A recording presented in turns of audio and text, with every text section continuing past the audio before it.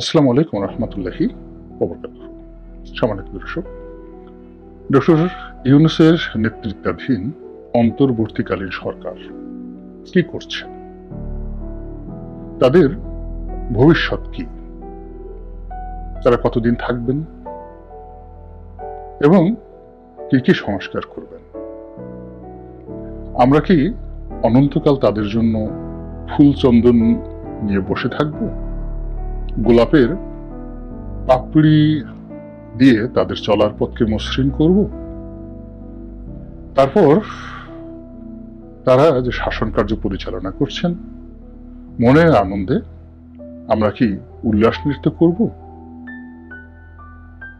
আর এই কাজ করার জন্য এই সরকার গত কয়েকদিনে অল্প সময় তারা এমন কি কি পুণ্যের কাজ করেছেন, যার কারণে আমরা মনে করতে পারি আমাদের কোনো রাজনীতির দরকার নেই, রাজনীতির সরকার দরকার নেই, মন্ত্রী দরকার নেই, এমপি দরকার নেই, রাজনৈতিক নেতৃত্বের দরকার নেই। ডক্টর মোহাম্মদ ইউনূসই ভালো। দরকার হলে আমরা মন্ত্রী হিসেবে জাতিসংঘের সাবেক কোনো মহাসচিবকে ভাড়া করে আনবো, আমাদের তো টাকা আছে। আমরা সেই ডক্টর মোহাম্মদ ইউনূসের যে গ্রামীণ ফোনের যে কোম্পানি টেলিনর, যেটি নরওয়ের একটি কোম্পানি, এই কোম্পানিটি নরওয়ে, ফিনল্যান্ড স্ক্যান্ডিনেভিয়ান কান্ট্রিগুলোতে এরা খুবই শক্তিশালী। ভারতেও এদের ব্যবসা বাণিজ্য ভালো আছে। তো এই কোম্পানিতে যে সকল সফল এক্সিকিউটিভ রয়েছে, তাদেরকে এনে আমরা সচিবালয়ের সচিব বানাতে পারি দেশ ভালো চালানোর জন্য। এবং ইউরোপে এটা কিন্তু হয়। ইউরোপে পোস্টগুলো, সরকারি পোস্টগুলোতে চুক্তিভিত্তিক ভাবে ওপেন টেন্ডার দিয়ে, ইন্টারন্যাশনাল টেন্ডার দিয়ে তারপরে লোক নিয়োগ করা হয়। যেমন আমি দেখলাম যে কোপেনহেগেন এয়ারপোর্টে, এটা কোন সালে বলবো, ধরুন 2002-03 সনের দিকে, আমি কোপেনহেগেন এয়ারপোর্টের একটা সেমিনারে গেলাম ওখানকার এয়ারপোর্ট অথরিটির নিমন্ত্রণে।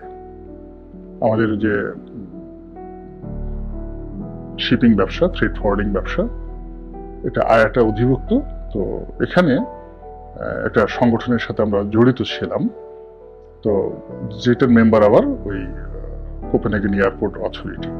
তো পৃথিবীর বড় বড় এয়ারলাইন্স গুলো এবং বড় বড় এয়ারপোর্ট গুলো এই অ্যাসোসিয়েশনের মেম্বার, যেটার নাম হলো টিয়াকা।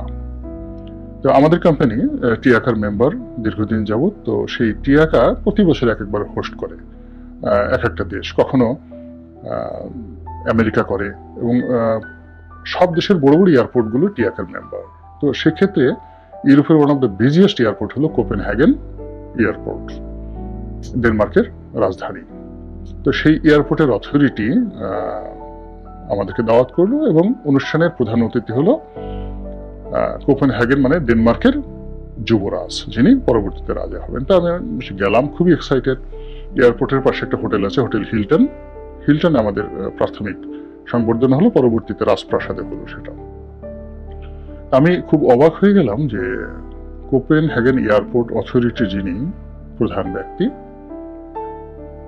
তার বয়স সর্বোচ্চ 35 বছর হবে, এবং তিনি এই এয়ারপোর্টে যোগদান করার আগে তিনি কেমব্রিজে পড়াশোনা করেছেন এবং ইউরোপের একটা মাল্টিন্যাশনাল কোম্পানিতে তিনি ম্যানেজারিয়াল পোস্টে চাকরি করেছেন, জাস্ট এ ম্যানেজার। তো কয়েক বছর ম্যানেজার চাকরি করার পরে এই এয়ারপোর্টের প্রধান সিইও হিসেবে তিনি এসে ওপেন টেন্ডারে বিজ্ঞাপন যখন দেওয়া হলো, তিনি এখানে যোগদান করলেন। এবং তার নেতৃত্বে ওই সময়টিতে কোপেনহেগেন এয়ারপোর্ট ছিল ইউরোপের সবচেয়ে হিথ্রো এয়ারপোর্টের চাইতেও ইফেক্টিভ এয়ারপোর্ট।